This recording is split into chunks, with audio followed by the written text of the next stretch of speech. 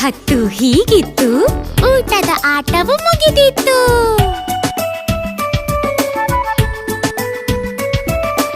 1 2 ಬಾಳೆಲೆ ಹರಡು. 3 4 ಅನ್ನ ಹಾಕು. 5 6 ಅನ್ನ ಸಾರು.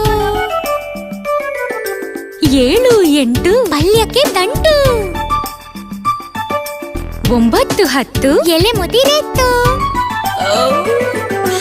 1 ರಿಂದ 10 ಹೀಗಿತ್ತು, ಊಟದ ಆಟವು ಮುಗಿದಿತ್ತು.